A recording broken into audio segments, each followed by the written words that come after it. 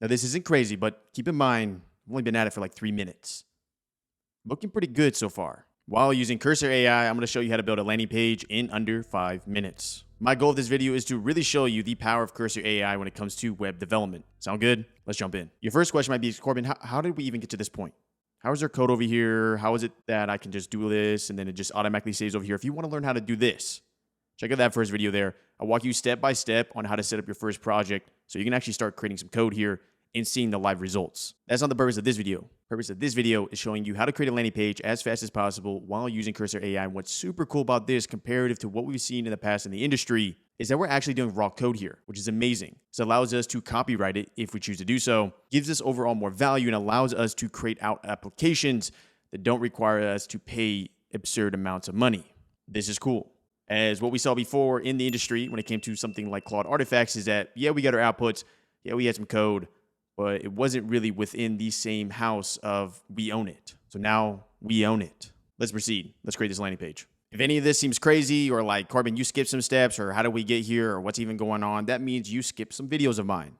So check out this playlist, find the video in the very beginning as we jump some steps here to show you how to do this. So right off the bat here, this is why Cursor AI is so powerful.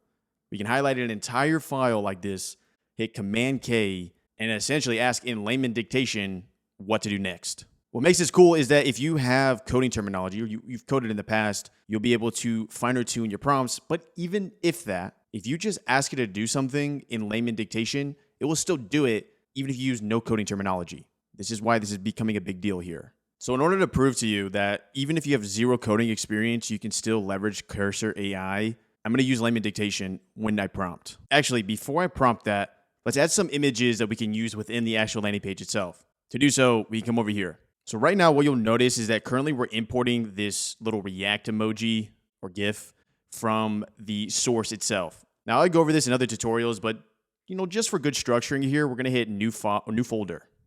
In this folder, we're going to call it images. Here's where I'm going to drag all my relevant images. Here we go. So we got the images of dog chart, puppy 1, puppy 2, puppy 3. Or wait, bone. So the idea here is I'm going to create a landing page for a dog. It's like Chewy Bone. I'm going to use these images. What you'll notice is that within our code, we're going to be able to add round rect, basically add some shadow effects. It's going to be pretty cool here. So going back to the code here, I'm going to create a pretty lengthy prompt here, but that should just show you the potential of where this can go. So again, Command K. Oh, you thought we were just going to do a small prompt here? Oh, no. Let's go all the way. Let's push this to its limits. I'm not going to read all this for obvious reasons, but let me read little parts and identify why I did what I did. First off, for context, let's design a landing page for Chewy Bones, a premium dog toy designed to keep dogs entertained and engaged. The page should highlight key features and benefits of Chewy Bones. Good so far. Next thing I want you to identify here is how I reference the images that I want to use within the landing page. So it is going to be source images, then the image name. Source images puppy1.png, etc. Next, the actual underlying structuring of this is kind of how I want the landing page to be structured. A few quotes or reviews from satisfied dog owners, information on available size, colors, pricing. A lot of this I'm leaving up for grabs for the AI to do itself. I'm actually really curious to see if this works. Let's hit submit. Here we go. Oh yeah, this is not a game anymore. This is not a game. Now, when we get the end of a prompt, it's going to show the deleted code, and then it's going to show the new code. Except, I'm going to hit Command Save here, and let's see what we have so far. First round here, obviously, we need to shrink down this header image. But if we scroll down here, we're getting somewhere. So we got our first little titles here, huge images. So right off the bat, it's not giving CSS for these images. That's why it's a little crazy. Although, to be fair, if I made this in 2004, I already know some of y'all would have converted on this. Let me go ahead and switch up these images a little. So what I'm going to do in this context is I'm going to hit Command A here, Command K. I'm going to say, looks good. For the images, let's make the max width 700px pixels and have it be around corners. So like it's not like a square, and with a slight shadow effect. Hit submit here. Let's run the code back. For reference, typically it is a good practice to actually import a CSS file, but let's first see what's going on here with accept. All right, better. But we need to actually set a height here. But it's getting better. As you'll see that, like the little corners have been rounded. It added a slight shadow effect here. Although we need to change the color background because this is way too white. I'm going to go to try this prompt. This is pretty interesting here. Okay, perfect. But also make the height for all images 50%. Also, can we change the overall branding to be more like Chewy.com? I have no clue if this is going to work. I have no clue if it's going to be able to reference this, but it would be super cool if it could. Except, okay, so it wasn't able to actually understand Chewy.com. So we've identified that. It's still got these images way too big. Let me try a more layman way of asking this. Images are way too big, way too much of the fold. Please make all the images smaller and change the color of the background to a dark UI user interface. And with the main brand coloring being orange, make it structured more professional with 2 columns and the relevant points. Submit. All right, here we go.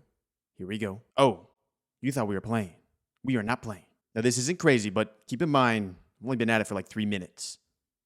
Looking pretty good so far. Also, if you want to get this Chewy Bone, wolf@chewybones.com, Furbook, Instagram, Twitfur. It's kind of cool though how it has a very much like dog branding, rough funds policy, fetch and delivery info. That's pretty cool. Is there more I could do here? Yes. But does this show you the potential of where this is going? Yes. Now, if you want to be able to deploy this and actually have this landing page as a live link, check out this video right here.